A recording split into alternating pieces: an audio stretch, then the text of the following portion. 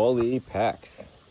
Okay guys, in a previous video I showed you guys how sometimes I create disposable income to support my hobby, right? Go out and earn some money a different way and use that to fund my baseball card ventures. Well, this one is just another way I've done that. So in this video, what I have here is yes, not very sexy, not very appealing, but two of my neighbors were getting rid of their AC units and they had left it on the side of the curb for disposal. Now I know that a lot of people, and I've seen their videos, there's a lot of metals inside these AC units that people strip out and then sell. You know, there's copper lining, there's just regular steel and aluminum in there that people will recycle. So I've seen people get maybe $30 or $40 per unit. As you can see here, here's inside. This is all the aluminum and then the coil, the copper coiling in there. But I don't have the expertise to do that, and I don't have the time to do that. I don't want to strip it out. But I know there's people like me who take baseball card collections and flip them and make money. They do the same thing with AC units. So I went on a Facebook marketplace and found some people who just buy non-working units. And the guy is coming by in a little bit, and he's gonna pick it up, and it's only gonna be 10 bucks a unit, so I'll get 20 bucks. But it's not bad, because what I also found, I'll tell you how, once I get the 20 bucks, I'll tell you what my plan is for that 20, because there is another Facebook marketplace listing that is selling some sealed junk wax that for $10 a pop that I want to grab and flip and then turn it into even more profit. So we'll show you that in a moment. So I was able to unload the AC units, and these are the folks that ended up taking it from me. Only putting this out here because they were great to work with, actually. A husband and wife team. So if you're in the New England area, Massachusetts, Rhode Island, maybe even Connecticut, they'll come and take away some of your stuff. But they were prompt, came right on time, everything else like they said. Here's just a quick look of some of the stuff they do. But just in case you're in the New England area and you wanted to, got some stuff to get rid of, I highly recommend these guys. Great, very friendly, came when they said they were going to. I helped them load the stuff up, and off they went. So now that I got some money, let me show you what I was thinking about getting.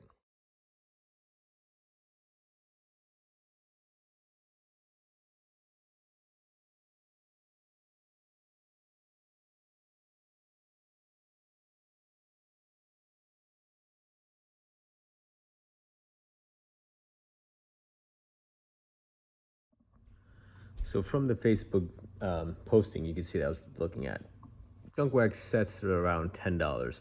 So I reached out to the guy because I saw in the picture there was a 1990 score set, and then there was a bunch of these red 1992 Donruss sets. And reached out to him, said, "Hey, are these $10 each?"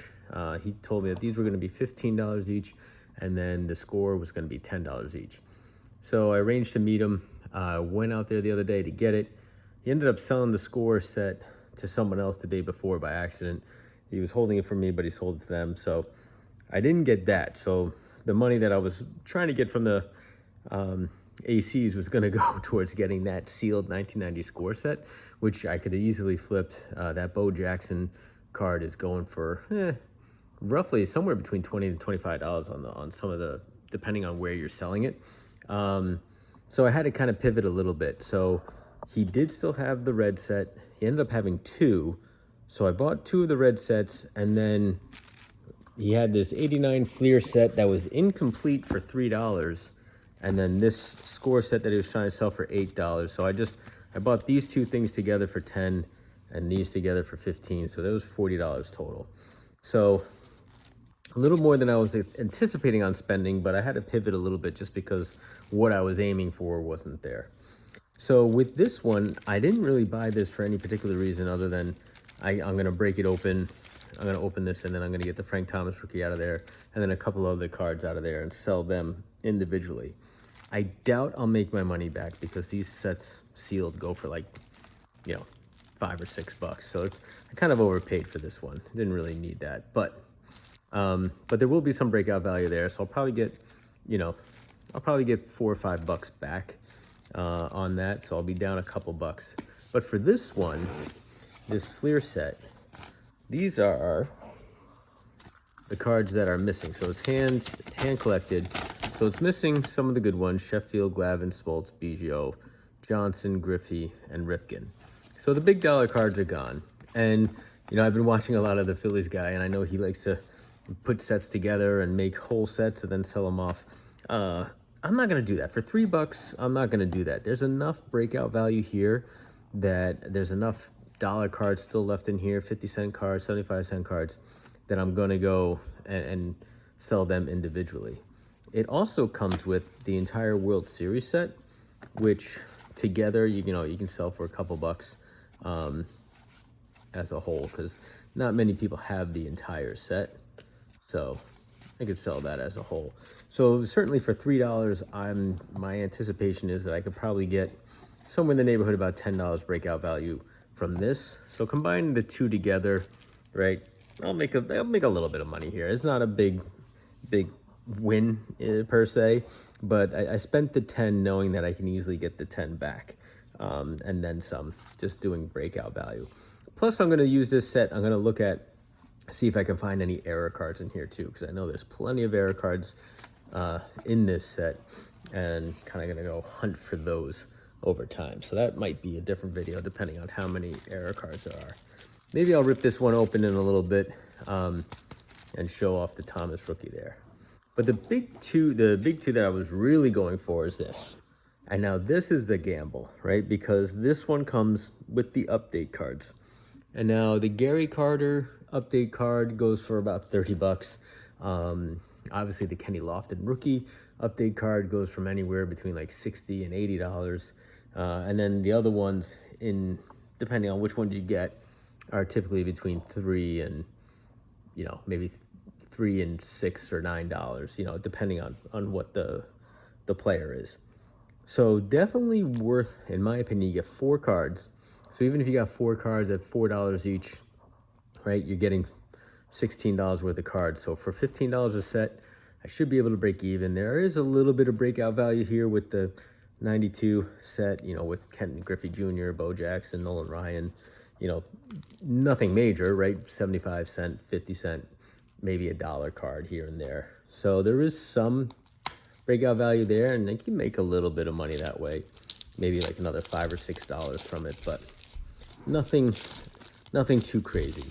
Really what I'm looking for is just trying to get, I'm taking a gamble here and trying to get the Kenny Lofton card. And that's really what I'm doing. So I consider it more like a lottery ticket that I'm trying to get a big dollar card out of there. I don't know where the update cards lie, so I'm just gonna dump these out. And wouldn't it be interesting if the update cards are right here? But they are not. So we're gonna have to break this up a little bit to find out where these, last time they were kind of in the middle. I did a video of this a little while ago, and I think they all end up being together, but I don't know where exactly they would be. So I'm gonna slice this video up so you guys don't have to watch me go through it all. So I'm gonna pause the video for a second while I go through these and find the update set. All right, so I found the stack. It was kind of in this second third here. So I saw one of them anyway. So we should be coming up on it fairly soon. And I know one of them already, which is nice. All right, so here we go. Here are the 1, 2, 3. Oh, yes, nice. I kind of spoiled the surprise, but hey, whatever. So this is actually a good 4 to get. So first and foremost, the Gary Carter. The Gary Carter, like I said, this is about a $30 card, or at least last sold one I saw was $30. And this one's in pretty good shape. Actually, the corner is a little tipped there and everything else, but still pretty nice. Hall of Famer, part of his coming from, you know, towards the tail end of his career, bouncing around between different teams and everything else. So, but ends up going back to the Expos, which I think is where he started his career, maybe. I'm not sure. So maybe he was able to kind of retire out there from where he started. But again, about a $30 card here. So right there, this card alone should have paid for these two sets. So everything else I get from here on out should be good. Pat Listash, he was the rookie of the year back in 1992. So getting this card back in 1992 would have been a huge hit. But now it's not so much, but still, last thing I think I saw for this one was like maybe somewhere between the $7 to $9 card range. So that's pretty good. Getting that, and that again covers almost those other two sets. So those are two good hits to get out of the updates. Andy Stankiewicz, that's like a $2 $3 card, and then this Dan Walters card is the other one, and that's like a $2 or $3 card. So not bad for the 4. You're taking a risk about which 4 you get. I think there's about 24 cards in this set, maybe 30. So you run a risk of getting just 4 commons and not really getting much for your money. But in this case, I got 2 good ones out of the 4. So anything I get in this next set will just be gravy. So what I will do is, let me pause this video again, clear this out, and get ready for the other one. All right, got this ready to go. Let's see if the update cards are in the same section as they were last time. So that might make it a little quicker and easier to find them. All right, again, same box. Turn upside down. All right. Now, last time they were right about here. Nope. So these are backwards. So I do have the bonus cards though. Tom Glavine bonus card. So a bunch of bonus cards that way. But let me just see real quick. So I might have just grabbed them from the wrong side. It looks like I probably did. All right, so let's grab them from here.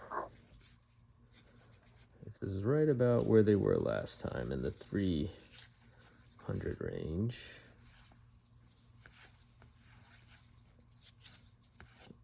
There we go. All right, we got another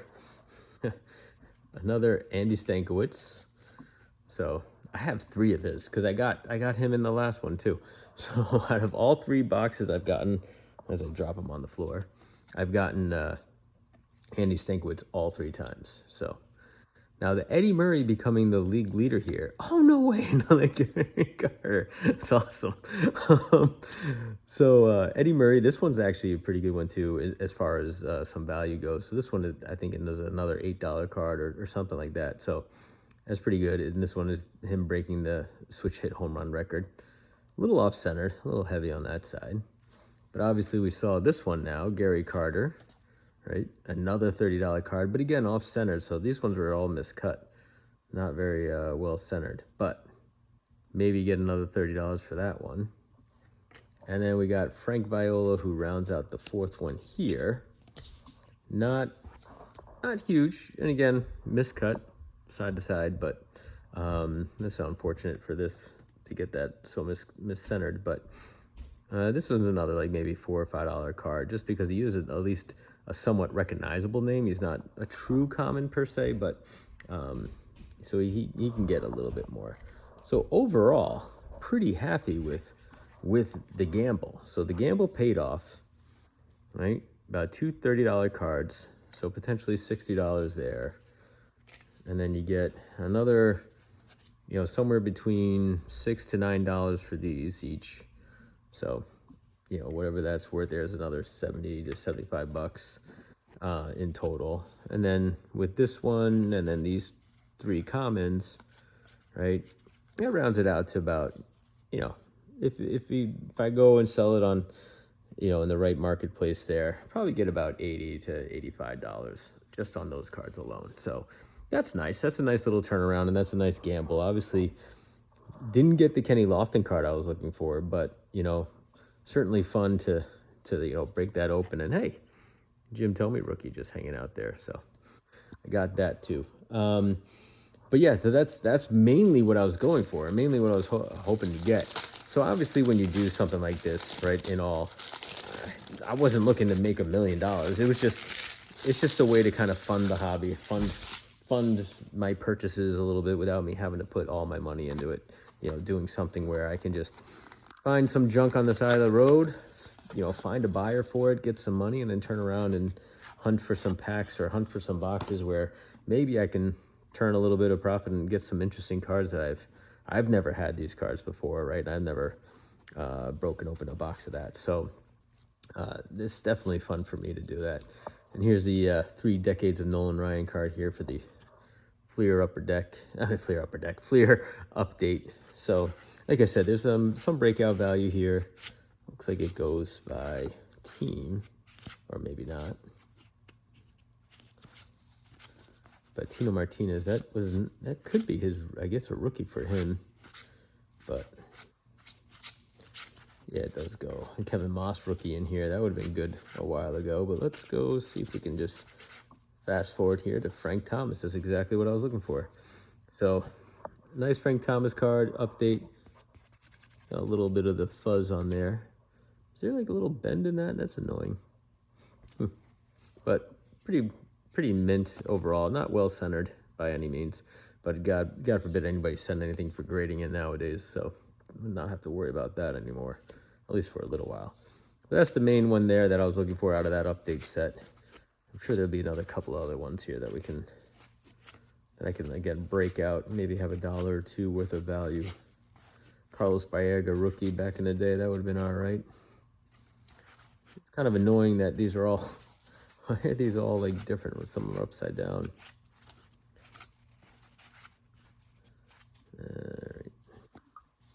I don't really know who else would be in this 90 set that would be worthwhile. Kurt Schilling. So even though he had a rookie in the 89 Donruss, I guess that could be considered a rookie of sorts. Rookie card in his Fleer anyway. Here's Gary Carter. Not a $30 card, but a great face. Right before he gets traded again to a couple years later down to the Expos. And let's see, Joe Carter, Lee Smith, Dale Murphy.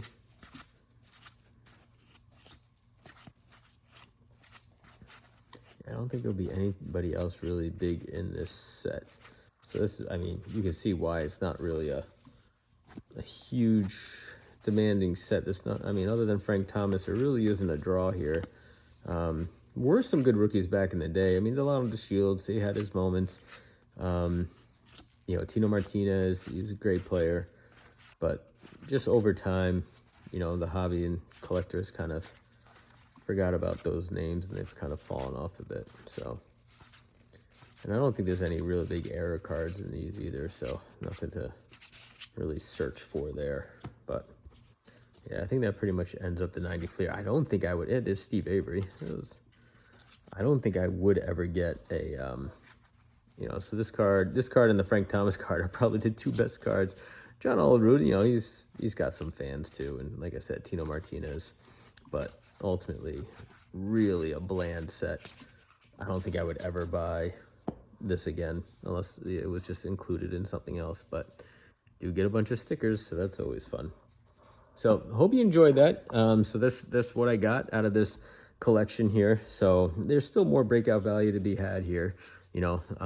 But really, ultimately, it's just, you know, hunting for certain things, and I'm glad I got some good ones. I never had these cards before. There's these update sets, so so pretty cool to get these. So I'll be happy to see what I can fetch for them, and then use that to fund some other purchases. So hope you guys enjoyed it. You know, again, just another way to spend a little bit of money, spend a little bit of time, and get some funds, and then go hunt and find and just break open a couple of boxes and see what you can get. All right, guys, till the next one. See ya.